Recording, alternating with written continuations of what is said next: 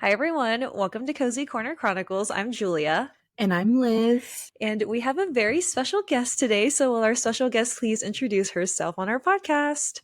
I'm Lauren Kung Jessen. Hi, Lauren. So, can you tell us a little bit about yourself? Yes. Yeah, hi. Thank you so much for having me. I'm so excited to talk to you too. I am an author, a writer of romantic comedies. I've written Lunar Love, Red String Theory, and my next book, Yin Yang Love Song, comes out in January. Ooh, Yes, I'm I so saw that was excited. coming out. I know. We're Yes. so excited. So, with that being said, can you kind of tell us a little bit about your background and how you started writing? Sure. So I kind of had written a lot growing up. I grew up in my parents' conference rooms. When I wasn't in school, I would be at their office and I would just sit in empty conference rooms writing on my little typewriter and then drawing illustrations to go along with it. And that was just always kind of what I did. And so I never thought about writing like as a profession, but I did do a lot of reading. So I love to read and I just kind of fell in love with words that way. And so it wasn't until I was writing in the tech world that I started writing kind of just more for fun and was like, I'm going to write a book. And I have this idea. I had the seed idea of Lunar Love in my head and I started to write it. And that is not the version that I ended up writing to query with, but it did kind of get me into that world, which was life-changing, honestly. And it was just been such a wild journey so far. But yeah, that's kind of how everything came to be now. I love that. So, speaking of Lunar Love, we actually read Lunar Love not too long ago. So, we have to ask, what is your Chinese zodiac sign? So I am the year of the horse, and just like Olivia, and Popo and her auntie. And so I was like, well, it's what I know best. And I just love that Olivia is so stubborn and independent and she's so set on proving herself. And she feels often like she's not enough, which is something that I can relate to. I also identify strongly with my year of the horse traits. So I feel like when I have an idea of what I want to do, I do everything I can to go after it. And so I was just kind of like, there is no other sign for her. Do you know what yours are? Yes. So this Okay, is something what? that we actually talked about a lot while we were reading the story. I'm actually the year of the rat. And Nice. And I'm the year of the ox, so I'm not any of the characters, but we had like a deep dive into it because I was saying that I'm a huge Chinese zodiac girly. Like a lot of people are really into astrology and all that, but that's not me. I'm full deep diving into the Chinese zodiac. Yes.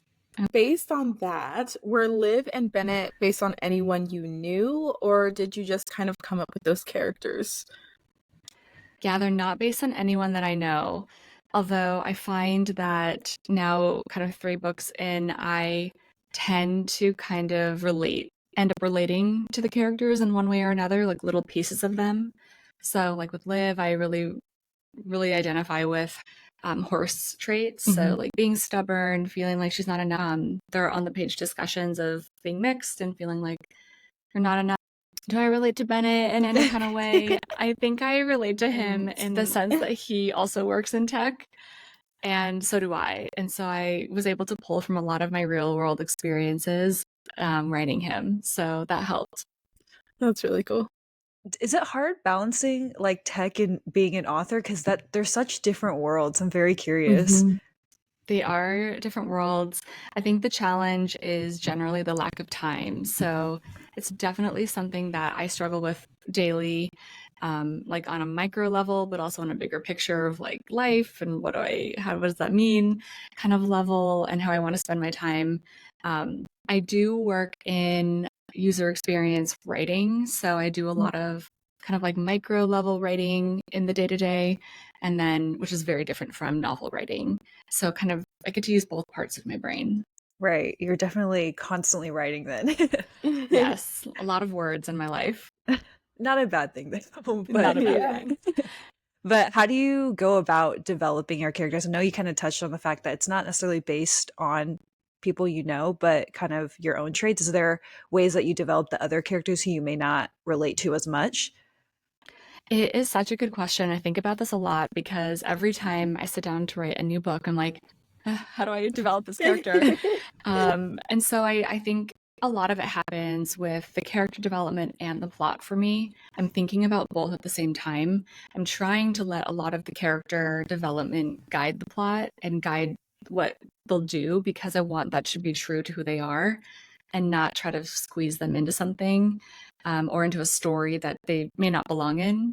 Mhm. So I try to think about their personalities, kind of what they want, what they need to learn. And then I go about developing it from there. And then I think about how they fit with each other and are they the right characters to be together. I think about the story and the plot and kind of the more general premise, and then how those characters will push that forward. So all of those things are kind of spinning at once, which makes it, I think, very difficult to live with me when I'm in this world because I'm just like thinking about it all the time and it just it really consumes me. And I'll be like, I could be doing anything, and then all of a sudden, like it'll click, and then I have to like run to my notebook, run to my phone. So sometimes my husband feels that, but Do you have a favorite character among those that you've created? And if you do, why? ooh, it's hard. It's like being asked to pick a favorite book, which is like being asked to pick a favorite child. Yeah. I'll avoid picking a main character so that they don't feel betrayed. Yeah. But I loved writing. More recently, I really loved writing Gong Gong's character in Red String Theory. He's Jack's grandpa, and he serves as like a very different character than Jack, who is a systems engineer at NASA, and he just is a kind of more of a rule follower. And his Gong Gong is just kind of this like marine loving, like has like seahorse door handles, like things like all over like a the very nautical themed house. And he just dispenses a lot of wisdom. He's kind of like Popo in that way, where he just has wise things to say at the right time when Jack needs it most. And he is just such a sweet, sweet man. So he was really fun to write. I feel like it's always nice to see in stories, like especially with Asian culture, how we're very rooted with our family. So I think we both agreed that we loved Po Po. So Yeah. we were like, yes, it's She like was having your amazing. own. Yes. I do love her. So what do you think is the most rewarding part about being a romance author? 100% connecting with readers has been absolutely incredible. And it's something about the romance community too. So like romance readers in particular are amazing. I've just had nothing but honestly like incredible experiences online, in person, going to events. I was just this past weekend at the opening of Novel Romance, which is a romance bookstore in Louisville, and I just got to meet more readers there. And any chance that I can meet other people, like people I talk to online, I will jump at because it's such a like me and my laptop sitting at my desk writing, and there's that line of like I'm trying not to let a lot of voices into my head other than the characters when I'm writing, but when I get to go now celebrate and like talk about the book with like you do, it's so fun. It really is so fun. So Louisville, so you were in Texas recently. Kentucky. Oh, okay, because I was like, we have a Louisville, Texas. So I was like, oh my gosh, did we miss? Like, I know. I didn't. Other way, with the other way. Yes. It's okay. Can you share your experience with how you got published? I know it's different for everybody, so you're just curious to see what your kind of road was to getting published. Sure. I know you can ask every single person and it'll be a different story every time. And it so it happened a few years ago. I debuted in 2023, but I sold my book in 2021. It was a little over 2 years, like 2 years and a few months from when I had sold the book to when the book came out. So that felt like the longest time of my life because I was like waiting you just want to get there. And now it feels like it's happening so fast. I'm like, oh my gosh, only 6, 7 more months until my next one's out. And which I love being in this place now because I don't like to wait. So when I did start, I wrote a version of the book, Lunar Love, and then I essentially rewrote it. And then I was like, okay, I need to make this perfect. I am a perfectionist. And I was like, I need to make this the right story. And it was my husband who was like, you should try to go get an agent with this. And I tend to be a little bit more risk averse in that sense. And he really just like had the confidence that I did not have. And so I listened to him, and he really like encouraged me, and I created my spreadsheets and I looked up agents. I Googled everything on like how to get an agent, what to ask an agent, what does a revise and resubmit mean? And so I did go down that path of taking what I had in that moment, and I had gone through edits myself, but I had to just try. Essentially, edit agents and editors will help you make your book better. So I just had to put myself out there, which was the biggest hurdle. Queried, and I ultimately got a revise and resubmit from the agent that I now work with. And I do like to talk about this because I feel like in some instances stories are like, I just got an agent and on the first try, and that's incredible. That's amazing. For me, I was asked to do a R&R, revise and resubmit, which means the agent was interested in the idea, but the book needed some work before she took me on as a client. So I got a little bit of feedback from her, and then I took a month and I implemented those edits, and then I submitted it back to her. And was like fingers crossed, was like, I hope I did this justice. I hope I did it well enough. And then that's when she offered to represent me. And we had the call. Ultimately, I chose to go with her. And then she gave me her full edit letter. So that was just like the surface of her feedback. And then I took I think it was three more months or so to completely like go through the edits, and then we went out on submission. And being out on submission means that you're going around to the different publishing houses and submitting your manuscript for consideration for them to buy. And then I think it was 2 or 3 months being on submission is when my current editor made an offer, and it sold in a 2-book deal. So that's where then I got to work really fast on Red String Theory, and that's how that book was born.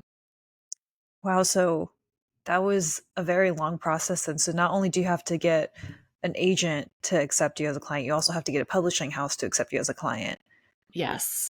Wow, that's Yeah. stressful. We don't know anything about being an author or writing, so that's why I'm like, no, I love that because I'm so steeped in it now that I'm like, I feel like everyone knows what I know, but that's not always true. And they're such different industries, and it is such a particular industry also. And when even 3 years ago, I didn't know anything either.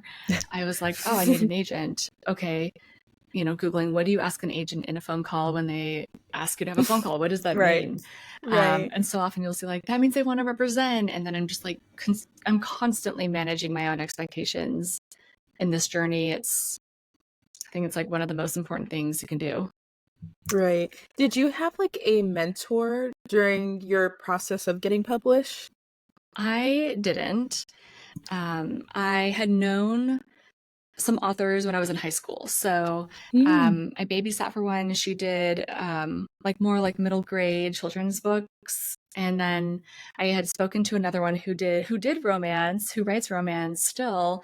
I hadn't talked to them in like 13 years at that point. So I didn't have anyone. Google was my mentor, essentially. I really relied heavily on Google and finding what other authors had done and learning that way. It wasn't until I was represented and was kind of like in the mix that I did start reaching out to authors. And there were so many kind authors who agreed to talk to me on the phone, who responded to my emails, who respond to my DMs still. Like I learned a lot from them. So it was kind of like loose mentorship where people would take the time to respond, which I always am surprised by because it's so nice. And I just am so grateful for people who respond to things. That's how we feel too. We're like, yay, we're so grateful you responded. I'm grateful you reached out. It's so nice. It was so nice you did. But would you say like the romance community in terms of authors is pretty small? So like the people you reached out to, are you guys like seeing the same people at romance type of conventions or things that you do in romance? I feel like it's gotten bigger since when I first started drafting. I feel like there were like a handful of authors, and now there are so many incredible writers coming out with more. I know it's really boomed the genre. But yes, I saw one romance author in particular like 5 times last summer at different events, and I think I'll see her 2 or 3 times this summer. So we do keep running into each other, especially now that there's a lot of like romance specific conferences and festivals, right. which are popping up all over the place, and it's so fun. I love that. Just like the bookstores, it's so cool. Yeah, I feel like it is. There's the online life and like the online community, and then you have kind of like in the real world, and it's really fun to meet readers and authors in both. Honestly, in both worlds is fun. Yay, that's exciting because we always find out about these type of conventions too late. And so we're going to make it to one eventually one time, but yeah, there's Love Y'all Fest in Atlanta. I didn't even know close. Yeah, Love Y'all Fest. We definitely didn't know about that, so now we're going to have to look. Yeah, it's Valentine's Day next year. So we'll discuss that on the road trip, podcast, yes. and we'll go. But speaking of like how things have changed, how do you think the romance genre has changed since you first started writing? I think it has just like boomed. Like I can't even put a percentage to it, but so many. I remember just like I also learned how to do any of this by looking at others and how they were handling like social media, how they wrote, and they were kind of just like the same kind of more like contemporary romance, like my go-to authors that I would read. And now I feel like there are just like walls and walls and walls of romance. I mean, now there are romance bookstores exclusively. Right. And I think that is probably the biggest difference. There's just so many options now, which is like absolutely incredible. You can find practically like anything that you're looking for. I love seeing more diversity in the romance books. I think that has been great. And then I think just opening it up topic-wise, like I think a lot of romance authors are exploring heavy topics in this very safe setting, which is something that really draws me to the genre for that reason. And then going off of that, what trends do you see emerging in romance lit, and do you sometimes possibly feel the pressure to kind of follow those trends? I'm like the least trendy person across in like everything in my life. Like I do not have trendy clothes. I am not trendy, and I have a really hard time predicting what's going to be. I feel like this has been true my whole life. Like I never knew what the cool music was. I still don't. So it's very hard for me to know. But I also do think that in publishing, when you hear about a book coming out, they have a lot of like Publishers Marketplace, which tells you the book deals that are happening. You know, those books are coming out in 2 years. And so by the time that a book comes out, it was sold a year, 2 years ago. And so at that point, by the time if you like looked at that and went, oh, I'm going to write this kind of book, everything's kind of moved on to a new thing, whatever that may be. Although I will say last spring, I got kind of into baseball, and I was like, why are there not more baseball romances? It's coming. And now there's like a few to pick from. Oh my gosh. I feel like I was like kind of like on top of that trend. That's hilarious because you're right. Like not just baseball, but any sports romance, hockey. Romance. I feel like hockey is so big, especially on TikTok, right? So that's funny that you mentioned the sports romance. Yes. Yeah. Would you ever think about writing a sports romance? You know, I thought about this, and my husband asks me that, and I would have to like absolutely consult him on anything I wrote. I just don't know what sport I would do. That was going to be my next question. I was like, was it going to be baseball? I know. Baseball, right? My newfound sports love. I don't know. I might have to go to something that like I did when I was in high school playing sports. Just What did you because play? I did I played tennis, I played volleyball, I rode crew. Oh my goodness, I was like, you're so active. I know. I was very active. I was like, how did I do that? It's so hard. You have to like lift boats over your head. Like you're doing it with everybody in the boat, but That's insane. Yeah. I don't even know. That explains how you're so good at time management with your IT writing and your regular writing. It makes sense now. Totally. To the I would T. run from high school to practice. And then I also played soccer growing up. So yeah. So it's like you played basically every sport. Everything. I did. Yeah, I played a lot of Everything. sports. I love that from you. So I know you mentioned this kind of earlier, like connecting with your readers at conventions and meeting them in person with even openings. How else do you typically connect with your readers, even if it means being on social media and stuff like that? The biggest way that I meet my readers is online. So I get a lot of DMs, some emails. I guess that's not social media, but a lot of comments and just like general connecting tagged in stories and posts. And it has truly like there have been friendships formed from this, which is so special to me. I moved to Nashville 2 years ago, and I had never had a community like I do in Nashville before. Like I've never had a community like this before. And I credit that to Parnassus Books, which is our local indie, with the incredible booksellers and the amazing community events that they have. They have a lot of events that come through and book clubs and things. And so it has just been so supportive. And then my online community because of publishing Lunar Love and Red String Theory. And I love when readers reach out. I think it's so fun. And I love getting to know them and I love seeing what they're reading.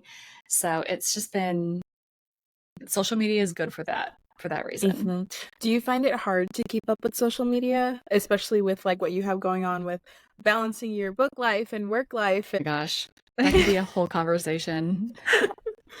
Social media is such a love-hate relationship. Like I love it because it allows me to connect with readers and as I mentioned, like being able to see what they're up to, what they're reading. But it is really hard to, I think, be an author on social media when like comparison is the thief of joy, right? And so I think anytime I log on and start scrolling, I just find myself like sinking a little bit. And it's noticeable when I'm off of my phone for a little bit and I'm out living my life and I'm like, I don't really care what's going on Instagram. And that's when I'm kind of like, whoa, like I am a human and I'm not like living for this very particular curated feature app that's designed to hold our attentions. So it is hard. It's hard to, but I'm like an aesthetic person. So I'm like, I care too much about the aesthetics of my feed. I care a lot about the content that I put up and I want to put everything into it. And I think that the biggest lesson that I learned last November, like 2023, is particular because I was like, it was a very important moment in my life where I was like, I have to take care of myself when it comes to social media. No one is waiting for a post. No one is waiting for your newsletter. Like, you know, it's great when it happens and it comes out, but you do have to take care of yourself. Definitely. I completely understand that. I think social media, like you said, is a love-hate. Like even when we try to, because we mostly do stuff on TikTok, and even then we're definitely like love-hate relationship with that because we'll post something and be like, is this like a trend right now? Is this gonna blow up? Like it's that and like how do people have so much time? I'm thinking like we work full-time jobs, like you know, we might be in school or like whatever the case is, and then like how do you find the time to even post 2 to 3 videos a day, like considering you have to edit them and like do all these things? I just don't get it. I mean, I'm not even on TikTok. Yeah. And I think it's kind of similar to when you say you're aesthetic and you want your feed to look a certain way. We're kind of the same. We're like, oh, you know, like you think about it so much before you post something. You're like, are people going to like this? Does it look okay? Like, am I using the right words? So yeah, social media, we like her, but Literally. Yeah. So, speaking of your readers too, have you received any memorable feedback from your readers? I have. For both books, it's been really special. For Lunar Love, I hear a lot about feeling seen in a romance. I also hear about how the Chinese zodiac has kind of like has sparked conversations and like getting to know each other better, whether it's like your friends or your family. And also the grandmother granddaughter relationship was such a tender moment for a lot of people, which I was so happy about because I got to live vicariously through Olivia and Popo when I was writing that relationship. So that was really special. In Red String Theory, I hear a lot that people feel like I have tapped into both sides of their brains, with Rooney being this like fate, soulmate driven artist. And then Jack is the systems engineer who does not believe in fate and is more scientific in his approach. And the two of those things coming together, having ultimately in the end kind of like a blend of both of those things, people have taken to. So it's so special to hear kind of honestly anything about the books that I write that I'm just like, thank you for reading it, period. When we read Lunar Love on the podcast, we do something called chapter chat. So we take it like 5 chapters at a time. That it was so hard not to just read the whole book like in Yes. full. Julia and I would text on the side like, okay, just like 2 more chapters. How about we do like 7 chapters this time? Because like, we'd get to a part where we'd be like, well, what happens next? Like, and it was so fun and it was so like witty and we loved it. It was so good. Oh my Yes. gosh, you too. And we loved Bennett. Like, we don't know what it was about Bennett, but he just cracked us up, especially when he's like, surprise, I'm your date. Me and Liz were dying. Like, we were envisioning it, or when he threw himself down when they were at the cooking class, I was like, this reads just like a rom-com, and that's what you write. So it does the job. It absolutely does it. Thank you. Those slapstick moments I find to be very funny in movies and books. So thank you. Thanks for saying that. So right now, what are your favorite books or authors in the romance genre? Oh, so hard. There are so many. Ones that I read most recently, that made me laugh a lot. This was a bittersweet rom-com, so this made me also kind of like very, very emotional. It's called The Falls Flat by Melissa R. Collings. And yeah, that one just came out last week. Time, as I'm sure you both know, is a construct, and I can't believe we're in the middle of June, but I know that one was beautiful. I love Catherine Center and her books, and Beth O'Leary, also like hilarious and very cozy, has such cozy books. I just finished reading The Wake Up Call, and it was kind of like around Christmas time, which I kind of love because I'm a fall, winter holiday person. And in the heat of summer, I'm like, take me, please, when are the holidays? Literally same. Yes, like it's too hot. It's too hot. Trust me, we know. Yeah. We know. You know. Yeah, I finally escaped Texas to be somewhere colder, but now it's getting hot and I'm like, Where are you? So now I'm in Ohio. Okay. Oh, yes. I'll be at the Columbus Book Festival next month. There's a Columbus Book Festival. Okay, well, I don't know. I will try to be there. Yeah, I don't know how close you are to Columbus, but I actually am in Columbus. Oh my gosh. That's what I'm like, what the heck? Yes. Okay, it's free to attend. So it's the 13th and 14th at Topiary Park. Stop, because the 13th, 14th is just so happens so I have to go back to Texas.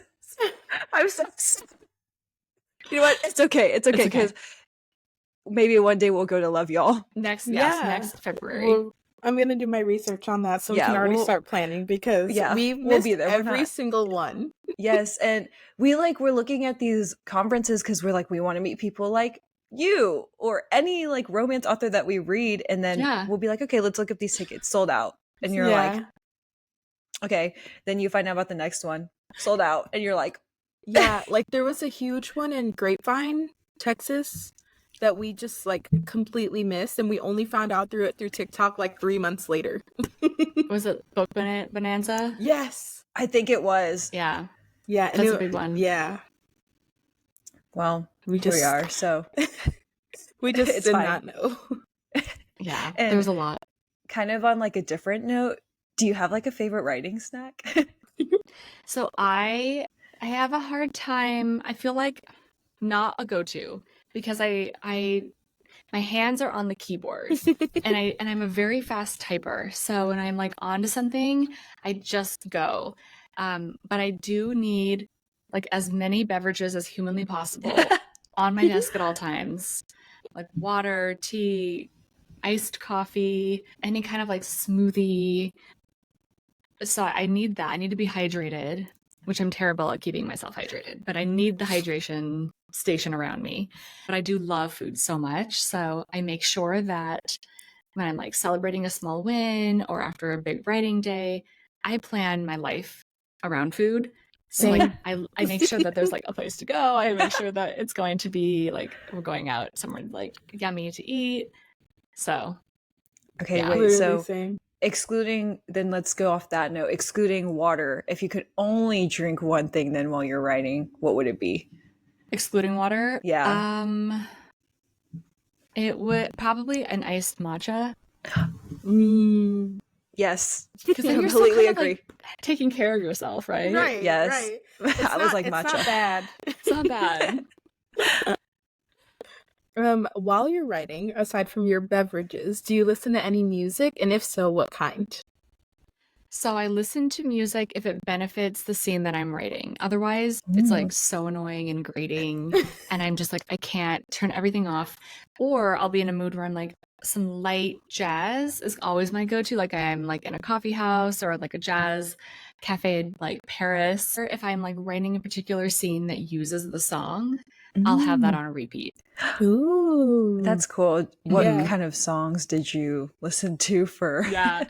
So for the third book, for instance, it's a heartbreaker cellist, Oh. and he's the main character. So he's like a bad boy Yo-Yo Ma, and I listened to a lot of Yo-Yo Ma and like classical music. So that kind of helped me kind of get in the mindset when I was writing his scenes. For Lunar Love, there are a lot of like moon references. So I would listen to like Fly Me to the Moon. I would listen Yes. to a lot of like Billie Holiday, Ella Fitzgerald, kind of the more like jazzy ones. Any kind I of like moon. that. And I have the playlists on my website. So that's kind of cool. what the songs I listen to. I'm so jealous of people who can like write or like just type on your computer and listen to music, because I'm that type of person that's like, I'll end up typing the lyrics that I hear because I cannot focus. Yeah, that's funny. That's so true. Because I'm the same. Like when I study, I only listen to lo-fi. Like if anything starts to have words in the lo-fi music, I got to change it because I can't do it Yes. either. Agree. If the jazz has words, I can't do it. Yeah. So I'm glad that we're all on the same page because Yes. concentration wise, it just doesn't, I can't think like that. Yeah, because then I'll end up Totally. writing a paper that has Justin Bieber lyrics in it. And that's Exactly. And then they're like, why is this tune stuck in my head after I've read this paper? Literally. And what is the best piece of writing advice you would say you've ever received? This wasn't directly given to me, but I think I read it in someone's newsletter. There's so much, like whether it's a newsletter or an Instagram post, the advice and like insight that this author shared was a lot of like advice that you'll hear is like you have to write every day, and I don't think that's true. And hearing that validated was really, really helpful as someone who like loves to plan, has a schedule, feels like I need to hit things and be productive all the time. Knowing that like a lot of the writing is in living and reading and experiencing things and resting, which is really hard for me to do. So that was nice to hear. And then also when you feel like you're blocked, a lot of writing or just kind of like any creative endeavor it's work. No matter how you slice it, at the end of the day, it is still work. And you just have to sit down and you just have to do the work. And it might not be the best work you've ever done. It might not be the worst work you've ever done, but either way, the words will be on the page. And at the end of the day, you can decide whether or not you want to keep those when you're editing, but you can't do any of that until you have the words. That is good advice. What book or books do you recommend that everyone should read at least once? So the book that I tend to recommend is Big Magic by Elizabeth Gilbert. I have to write it down. Yes, and that one is, it's kind of like if you're living or pursuing a creative life, it's a, and it's like self-proclaimed too. Like some people think it's woo-woo, but like ideas find you. And she talks a lot about how she had this idea for a very particular story, and then she went to go write a different book, and then she sat down with Ann Patchett and was sharing the book she was working on, and it was the same idea that Elizabeth Gilbert had. And because she had set it aside, the idea went to go find somebody else to like be created. And I read that before I started any of my writing, and a lot of it was just kind of like, do the art that you love to do because you love to do it and not really for any other reason. She talked about her friend who liked to ice skate and quit ice skating a long time ago, but then picked it back up in her older age when she was like, you know what, I just want to do it for the joy of it. And as somebody who feels like she has to monetize everything I do in my life, even like a hobby, I just like I took to that like right away, and I was like, I love that idea, and it must have helped me as I started to write this book, as I started to write in general. And I was like, I'm doing it because I love it. I didn't have any plans, and it kind of like took on a life of its own. So it's a really good one. Do you find that reading a book sometimes inspires you more then, or do you feel like if you read something, you kind of go into a writing block or a writing slump? I find that it inspires me. I have no problems reading while I'm drafting, editing. I just finished copy edits. There's like the 2-week period of copy edits, and I like read 1 or 2 books like during that time, like in addition to reading the book all over again. And I love it. Like I just feel like I need words being put into my brain in order for me to put words out. After your copy edit stuff, since you have to keep rereading it, do you feel like you don't want to read it again when it comes out? So I don't read it when it's actually a final book, because that scares me. I think I did do that with I did do that with Lunar Love. I read it many months after it came out, and actually that was a very lovely experience that I actually enjoyed that a lot, because I was annotating it and I was like, oh, here's where this thing came from, this idea, and that was really fun. So maybe I should do that again. But I did have to read this again, and I think maybe I'm like trying to like now read a lot of books so that when I read it again next month or in a month or two, my palate has been cleansed. Who would kill for Lauren's annotated copy of Lunar Love? Like, that would be really cool. So I need to do another one. Last question. What advice would you give to anyone who aspires to become an author? So there's advice for writers and then advice for authors. Do you want me to share? I could do both. Yeah. Because I feel like those are such different things at this point. So with like advice for writing, I really think it's so important to know your why, like why you're writing. And I think if you can know that, you can come back to it when you are feeling like you're having a hard time with the words that you've written, when you're feeling blocked, when you're feeling imposter syndrome. I think a lot of those things are so easy, and it's so easy to get in our heads. And then if you want to write, to just start writing. There's not going to be a perfect circumstance. This is something that I've had to learn, where I'm like, I can't do anything in 15 minutes. I need a clean desk and 2 hours and all my beverages and all of the things in just so. But a lot of it is just like, nothing will be perfect. The situation won't be perfect. Just do the work, start writing. For authors, I feel like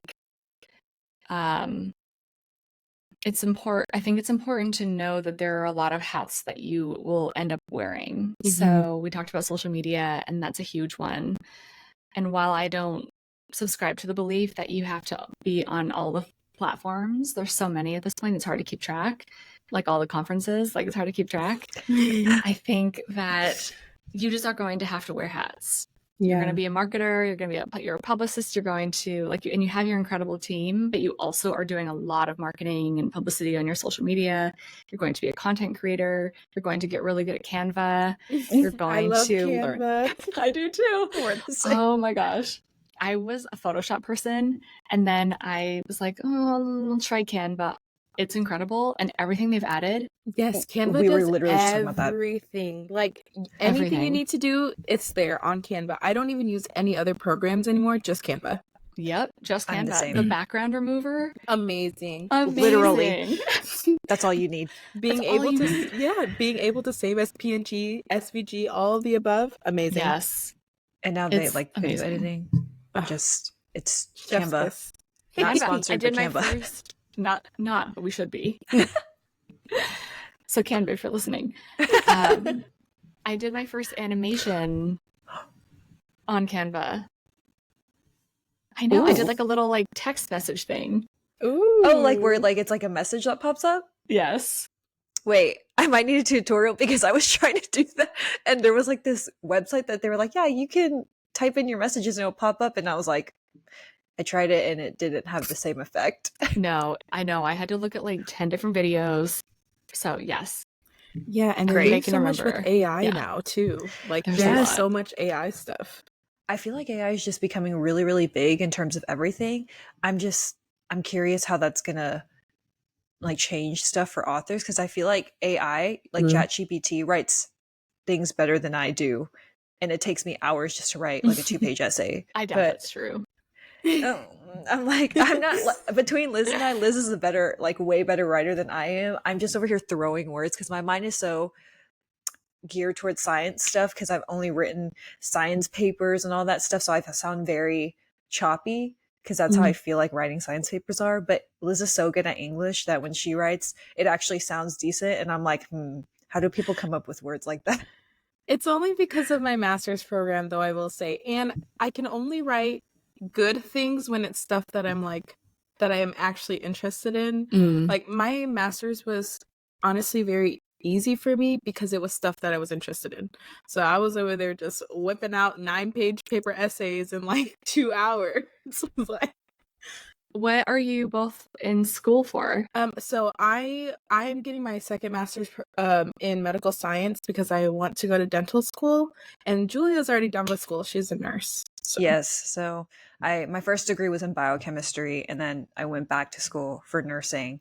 So everything is just science for Oh my me. gosh, amazing. Yeah. Sometimes I'm like, should I have just tried to do English or something? Because I feel like now with science and stuff, I feel like that's all my brain thinks about. Well, if they had programs like Canva, we should all just went into graphic design, like Right? Literally, because Canva's like a whole new. We're never gonna stop talking about Canva because it really is just it's amazing. so good. It is. It is so good. What did you major in? I'm curious. Oh yeah, I was a media studies major with a film minor. Oh, that's so fun. So then you went into tech after. Wow. Well, I went to I was like in that like film media world, and then I went to culinary school. So yeah, and then I worked in a tech company doing kind of like in the recruiting area, and then I from there learned about UX design. And then I went to like kind of like a 3-month intensive program to transition to actually do that work. That's so cool. And that's where I learned about UX writing and kind of found myself in that world. So it's a very winding road. That's super cool. Honestly, you're like jack of all trades, literally. Honestly. Played every sport, culinary school, IT, author. Like, yes, every just... sport. I know. When I was in high school, I feel like I don't do that now. So do but you still that's make fun. time to like cook and like do all of those things with your busy schedule? I really want to make more time. That's kind of one of those things where I'm like, man, if I just had more time, I would love to do more cooking. I had my blog, A Dash of Cinema, where I made the food that you see in movies, and like that Oh, hasn't that's been updated in cute. forever. But I the way that I kind of get the more intensive recipes are like in the back of the book. I have recipes, and so I do that in book two. I'll have that in the next book. But we try to cook as much as we can. That's Do you really like to cool. cook? Do you I like you have time to love cook? to cook. If I could drop my whole life right now and go to culinary school, I would. Yeah. Yeah. Oh my gosh. Yeah, Liz is an amazing cook. Me, not so much, like at all. But Liz is really, really good at cooking. Like she will cook anything. The pho that she makes, so Oh, good. do you have like a recipe that you like use it from, or how? What do You you know, it's do? no, I honestly, I wish I did. And people ask me all the time, like, oh, do you have recipes for this or that? No, I just cook with my heart. Like, honestly. Oh, I Literally, love she that. never takes measurements or anything. She's just, but Yeah. That is incredible. But I get that from my mom. My mom cooks a lot. So, Okay. but she never writes anything down. So I'm like, And she's like, just doing it till it looks right. And I'm like, okay. So that's kind of where I got that from.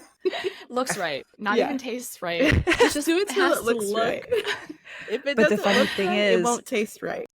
There we go. it ends up tasting really good. So I mean, it works. It works. Such good advice. That's good. That's gonna If be you know my what you're advice for looking for, cooking. it's good advice. Yeah. But if I ever do write down my pho recipe, I will be sure to send it to you. Please, please. Oh my gosh, I would love that. Is there like a certain dish or like does culinary school work to where you almost like major in culinary school where you can choose something to concentrate in? Ooh, it's You can. So I did culinary arts, which was more like cooking, and then I had one like baking module, and then the culinary management, where in the mornings I would spend 4 hours learning about how to run a restaurant and like inventory and numbers, and then I would have a lunch break, and then the next 4 hours of my day were cooking. And there were like how many modules? There were like 5 or 6 modules, and I mostly learned how to cook. So we learned how to cut properly, the different cooking methods and techniques, different cuisines. So yeah, it was really intense. I love I don't know why I thought culinary school was just cooking because now that you mention it, it would be smart to teach you guys also how to like run a store. Yeah. I'm learning a lot of different things today. Yeah. Well, and that That's a so lot of people, you cool. don't have to do that.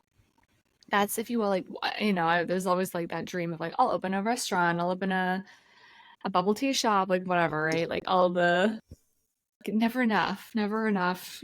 We're trying to be That's the Barber first shops. bubble tea bookstore.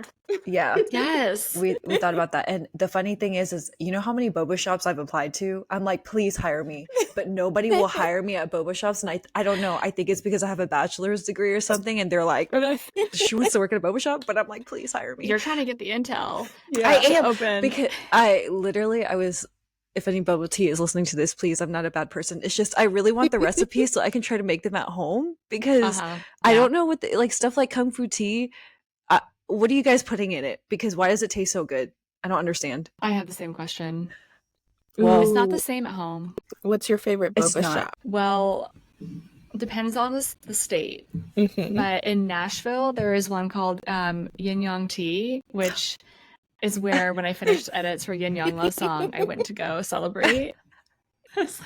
There was no better place, and it is so good, so good. I love like a now lately, which for better or worse, I do a tapioca and grass jelly Grass jelly. double. So So good. What is your go-to So order good. then? Yeah. Well, I love an Earl Grey if they have it. It's very hard to find, or depending on my mood, jasmine or just the house like black milk tea. Classic. 50% sweet, regular ice, and then the non-dairy milk.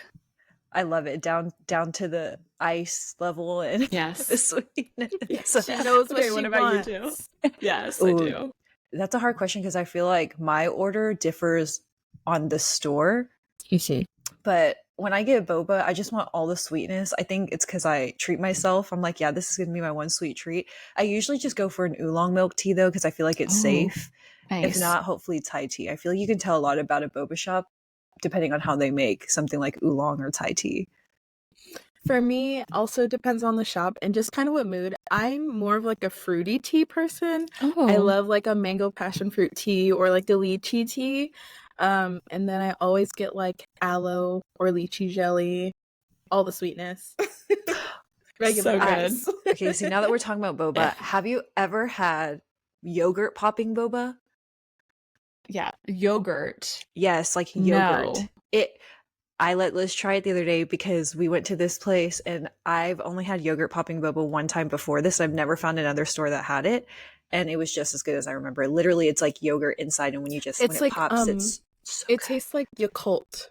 The yogurt inside tastes like Yakult. Mhm. Oh, interesting. And it's very good. Like they had this blueberry popping yogurt boba thing, and I was like, it can't be that good. And then I tried it, and I was like, it's a little too good. I need A 3 little more. too good. Yeah, I need 3 more to go. Like, Are you also in Ohio, Liz? No, I live in Texas until I get into school. So wherever school takes me, I will be there. Oh, yes. Okay.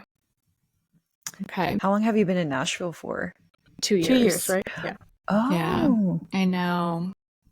I'm Do you from like it? Seattle. Oh, so Pacific Northwest. That's kind of a big change. I used to live in Tri-Cities. Okay. Yeah. Random. Super random.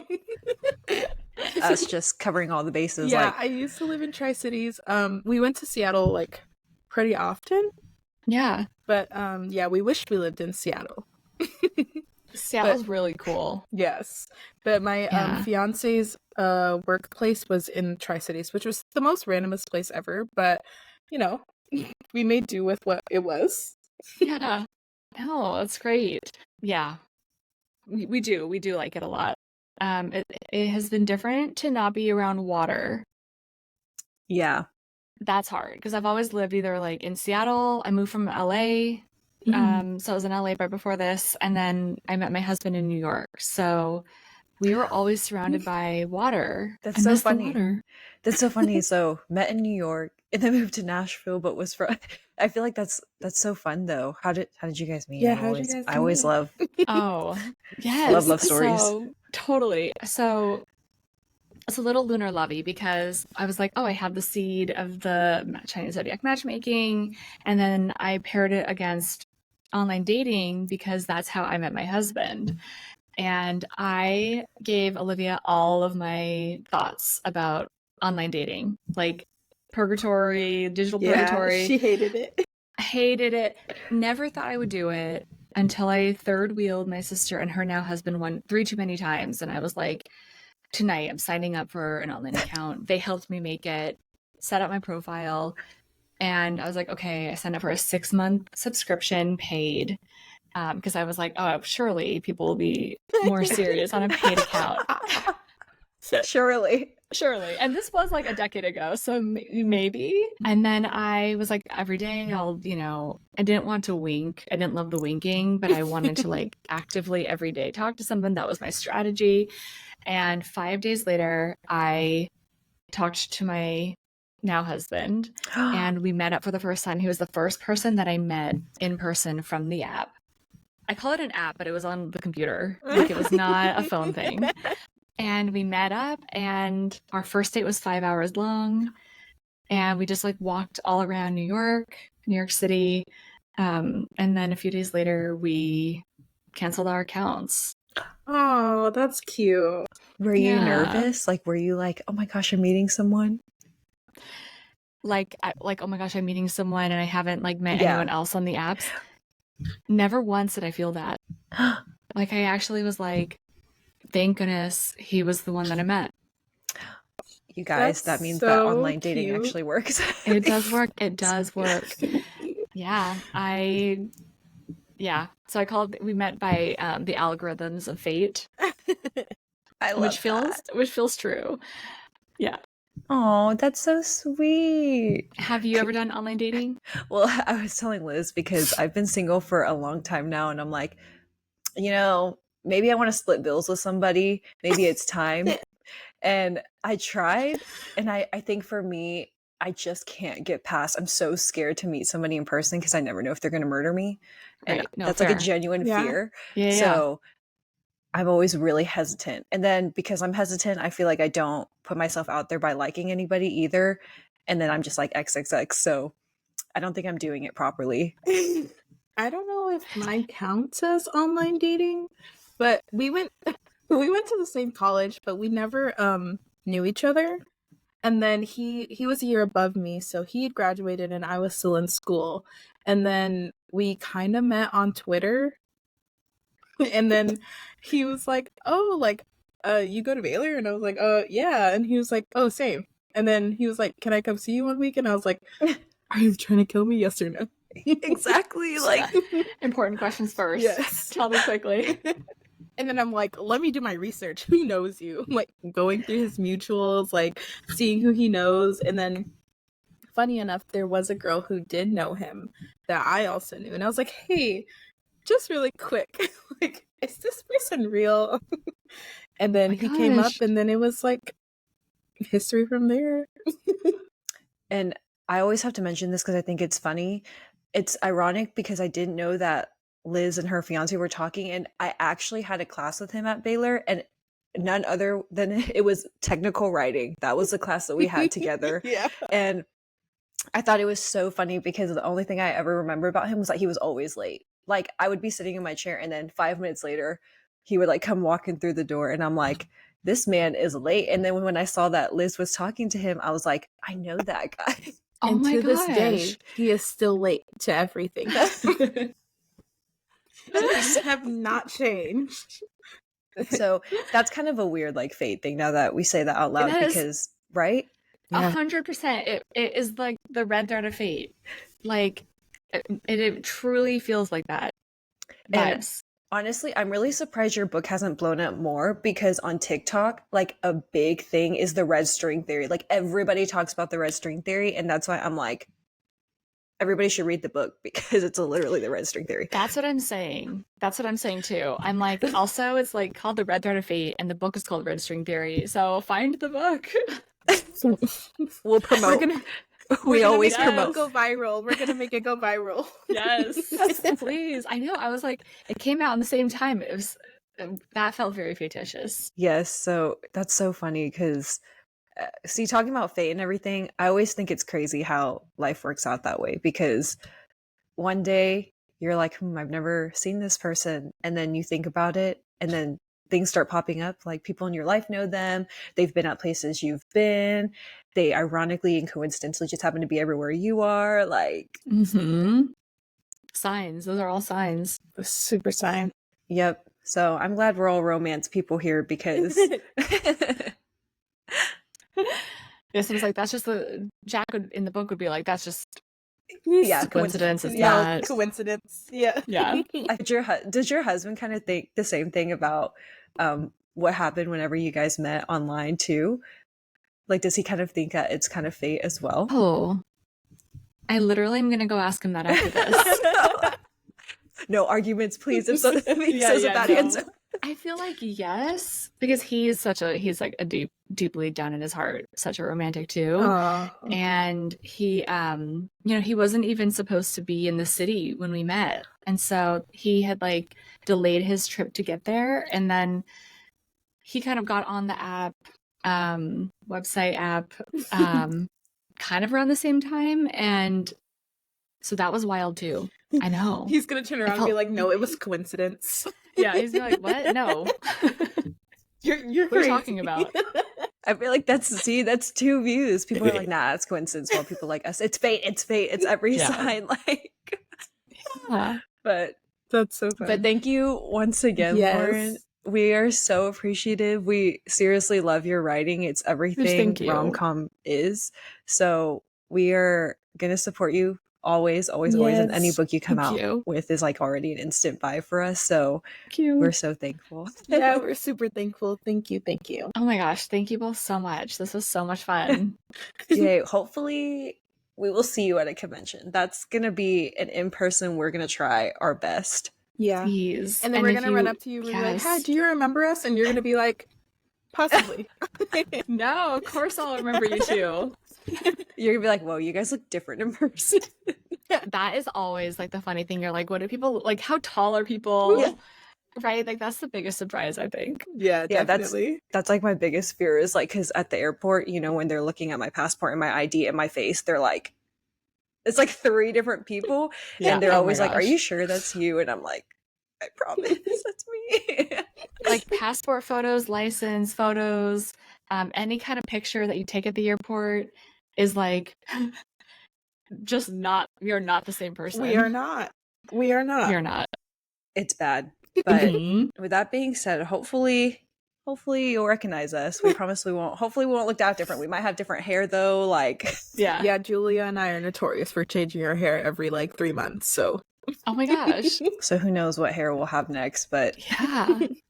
Well, please, like, if you do end up coming to one, please, like, let me know which one, because it'll be so Okay. fun to meet. yes, we are so thankful, and we thought it was so fun too. So with that being said, thank you so much once again, Lauren, and Yes. everybody, Yeah. please just read every single book that Lauren writes, because I promise you guys will never stop laughing. It's so fun. I love it. Thank you. Alrighty, bye everyone. Bye.